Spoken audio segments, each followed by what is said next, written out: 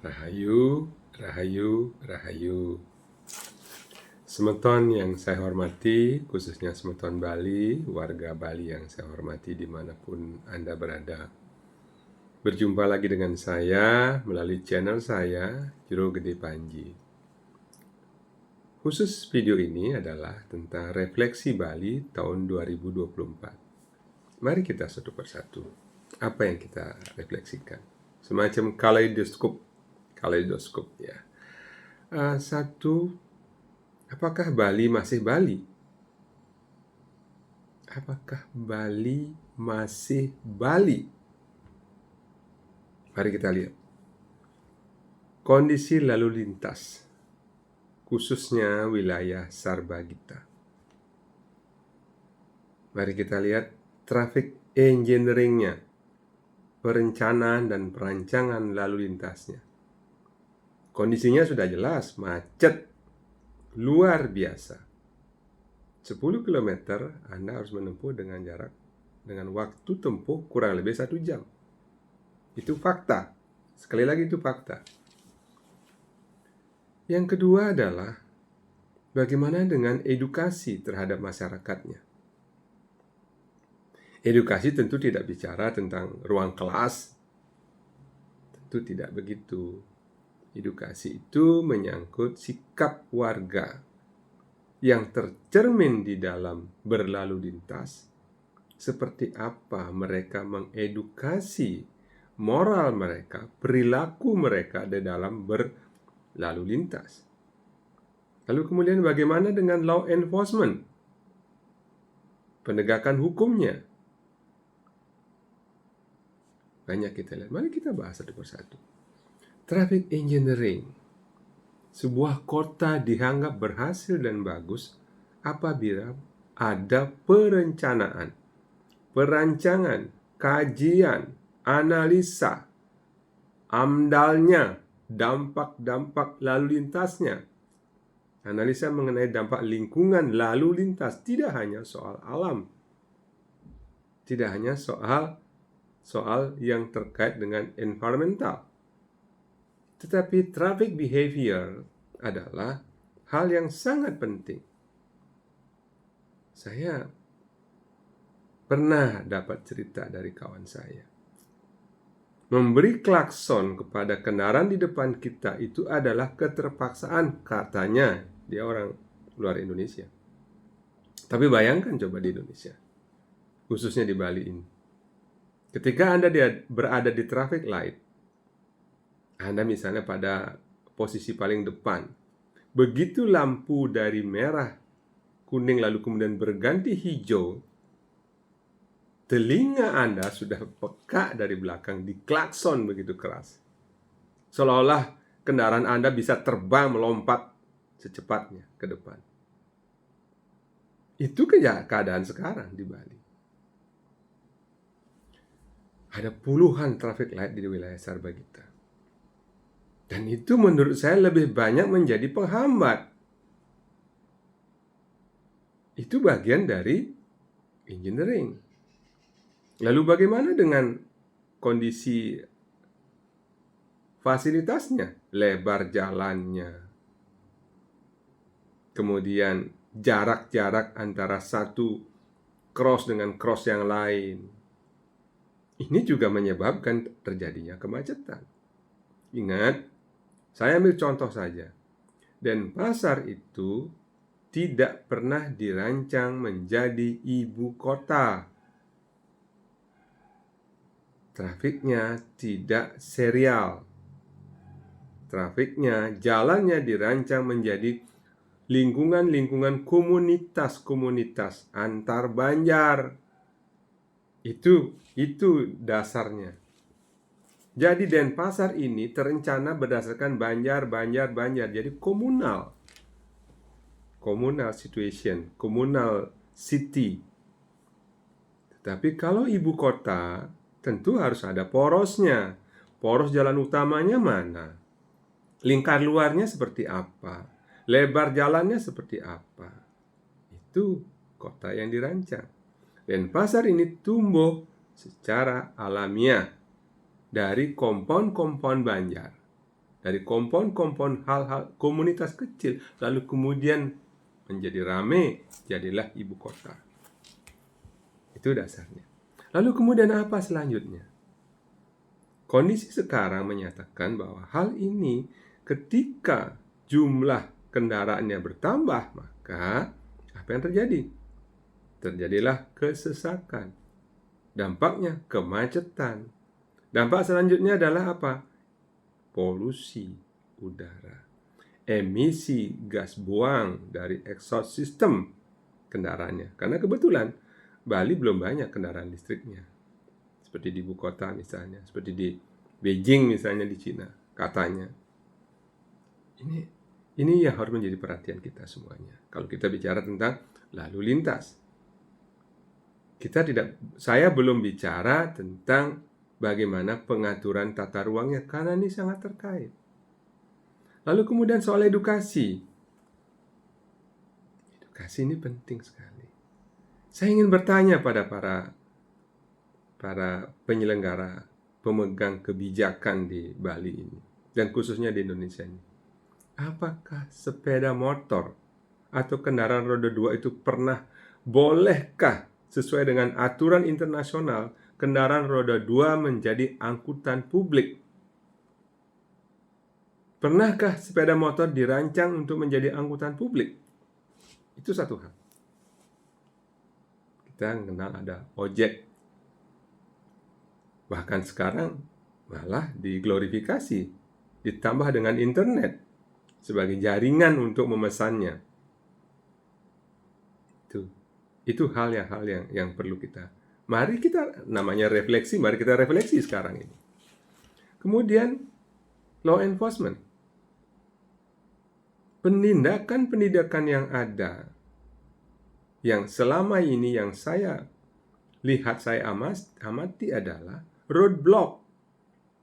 Para petugas kepolisian itu melakukan roadblock, bukan mengejar orang yang melanggar, misalnya mereka yang melanggar traffic light, mereka yang membonceng anak-anak di bawah umur di atas sepeda motor.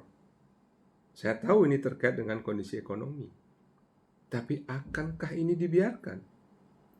Akankah ini dibiarkan dengan alasan ekonomi? Ingat loh, Indonesia ini, Bali ini wilayah kaya. Jadi jangan benarkan pelanggaran dengan alasan ekonomi. Ini edukasi namanya.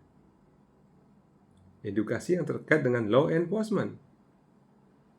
Di seluruh dunia ini, hanya di negara-negara yang tergolong masih terbelakang yang menggunakan sepeda motor roda 2 untuk angkutan publik. Sepeda motor bukan alat transportasi aman, saudara-saudara.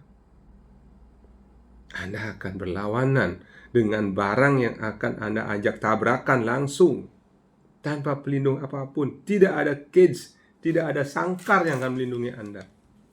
Lutut Anda adalah bumper di dalam kendaraan roda 4 ke atas. Sangat berbahaya. Lihat betapa banyaknya di Bali. Menurut data terakhir, sepeda motor di Bali jumlahnya 5 juta. Saya belum bicara soal penggunaan BBM-nya. Saya belum bicara soal berapa jumlah emisi karbon yang ditimbulkannya.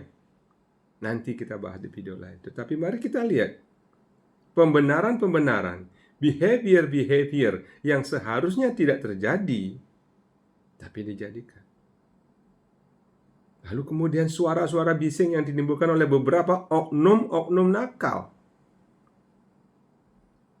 Suara mesin itu didesain untuk tidak memekakkan telinga.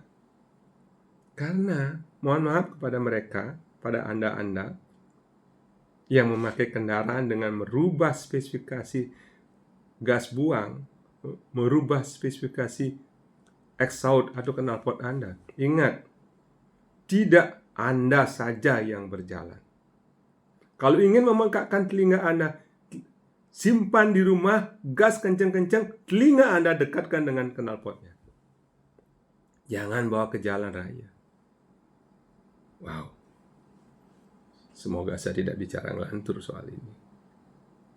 Sebagai lansia, saya tentu prihatin dengan kondisi ini.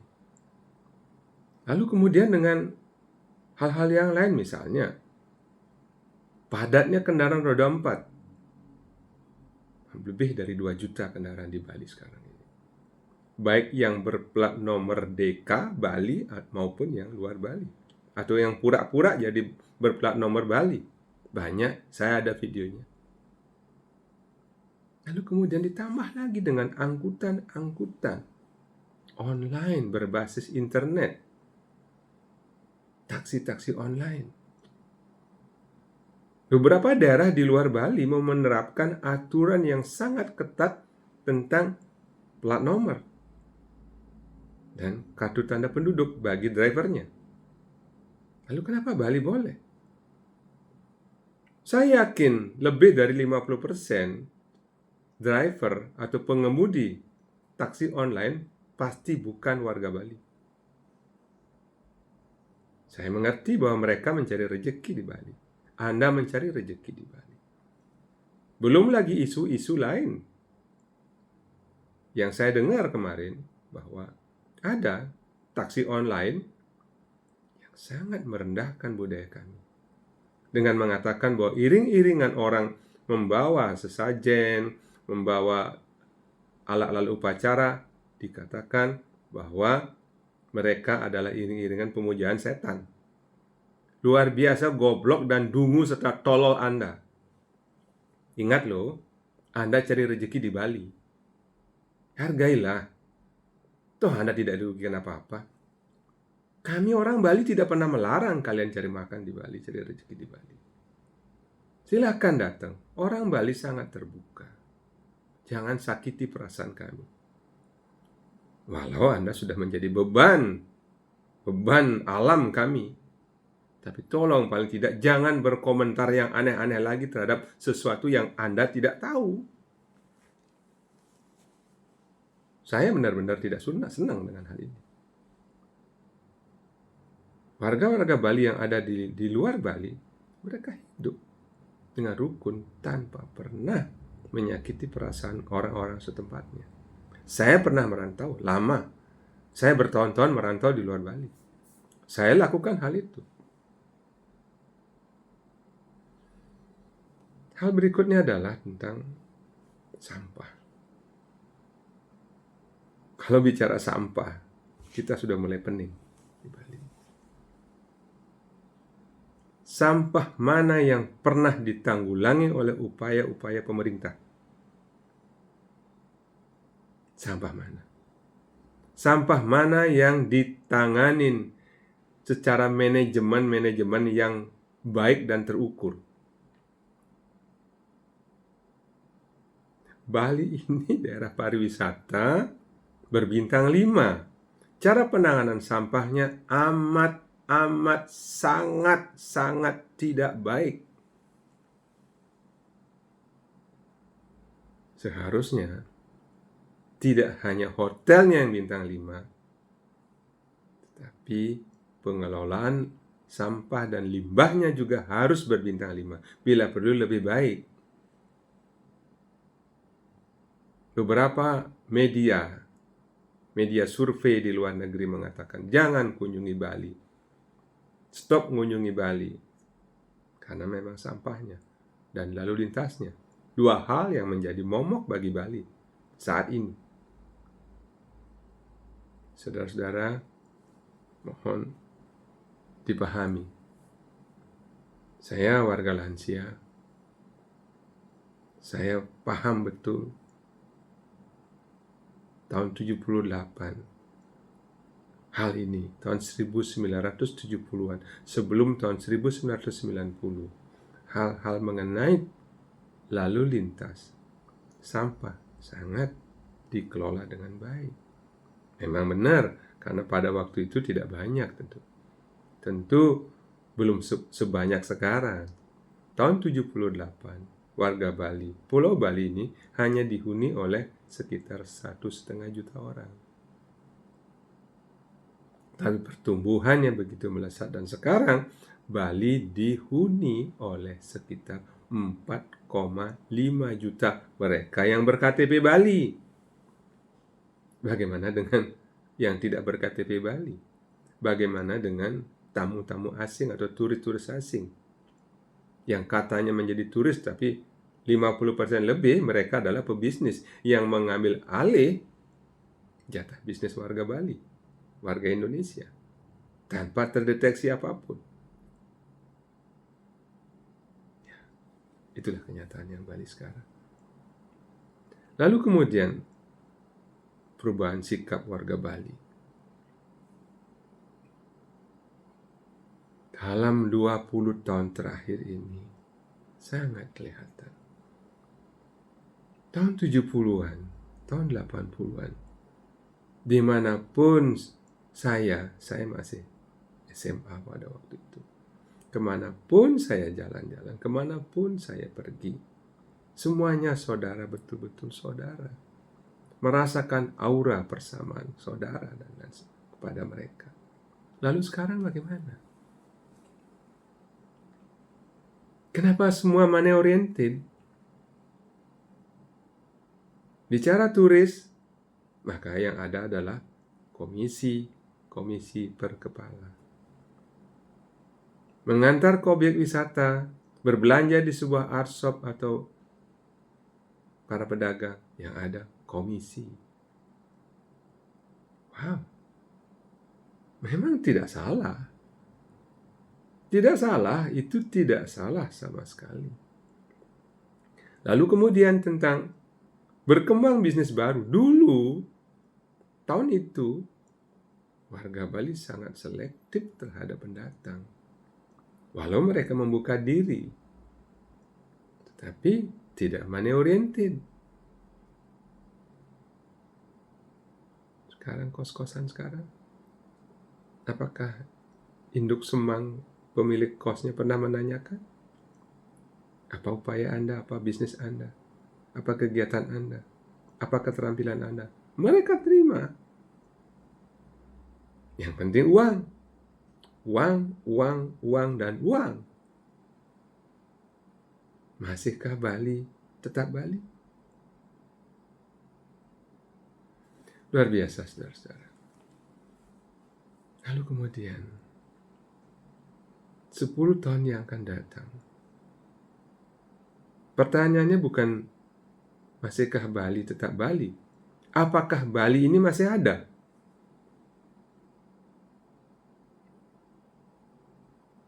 Saya tidak tahu. Anda semuanya, para pemirsa tercinta saya, para pemirsa video saya ini yang tahu jawabannya masing-masing. Dengan kondisi seperti ini, masyarakatnya, pemimpinnya, tokoh-tokoh politiknya seirama dan sejalan. Satu entitas, satu tokoh, seorang tokoh menyerukan moratorium pembangunan pariwisata di Bali. Tidak berselang lama, hanya dalam hitungan hari, seorang tokoh pemerintah, pemimpin daerah mengatakan, tolong tinjau kembali. Why everything is money oriented? Ingat,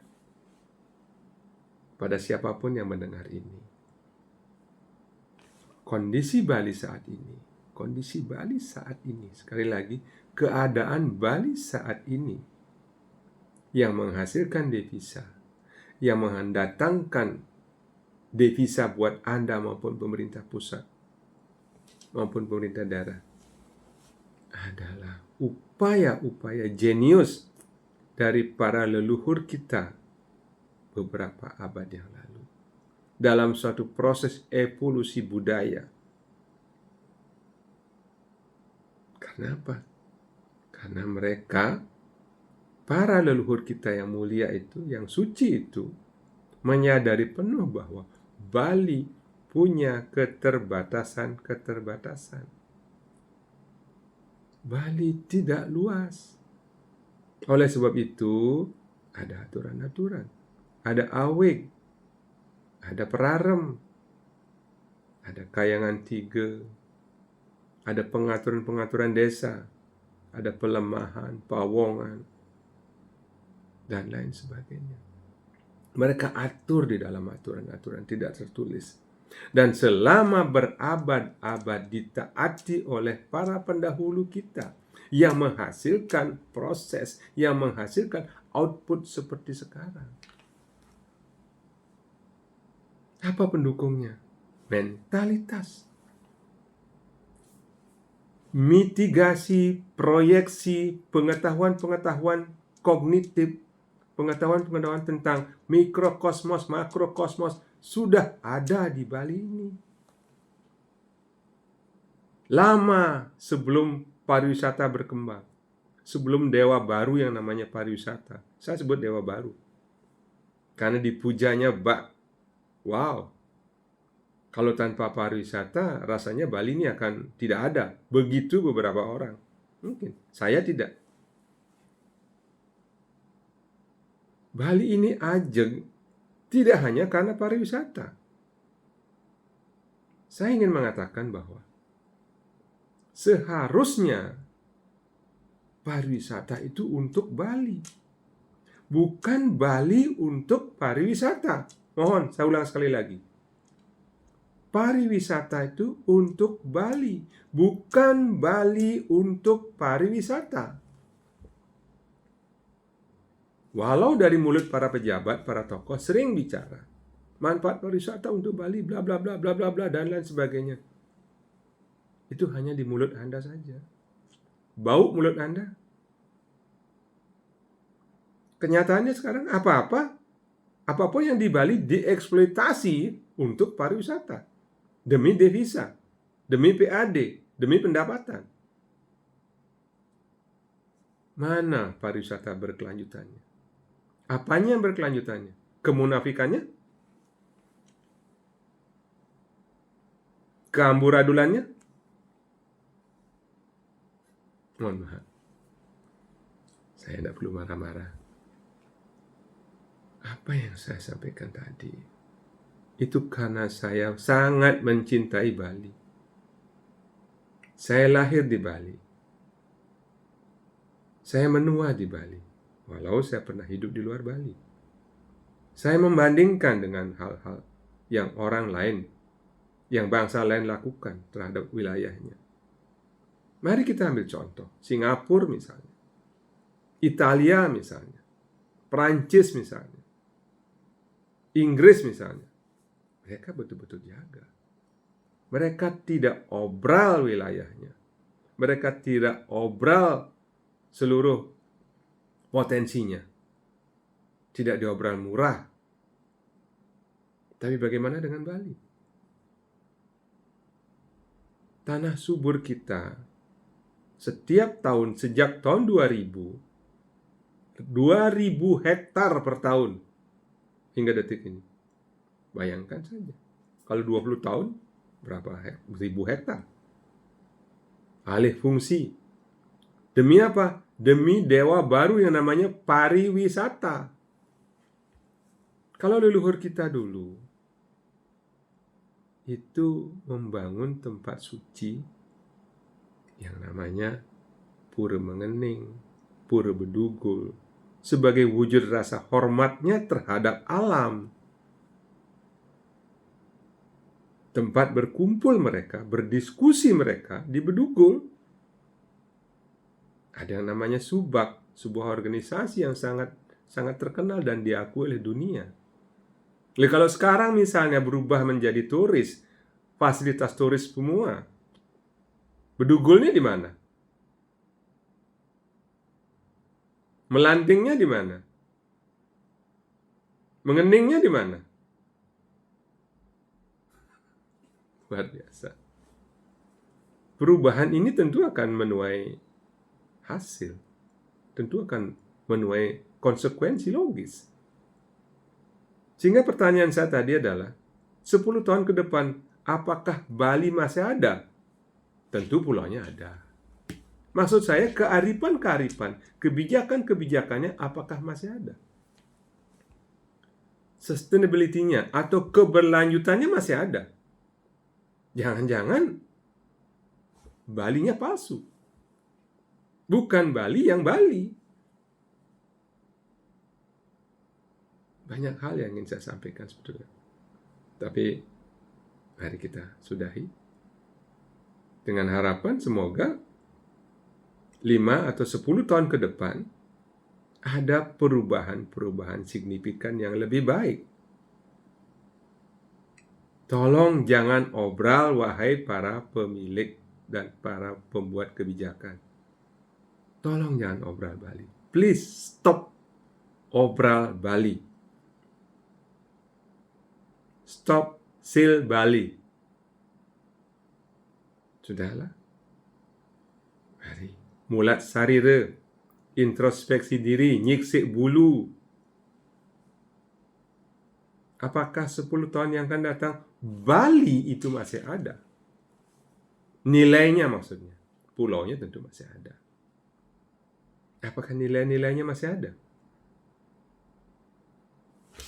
Rahayu, rahayu, rahayu.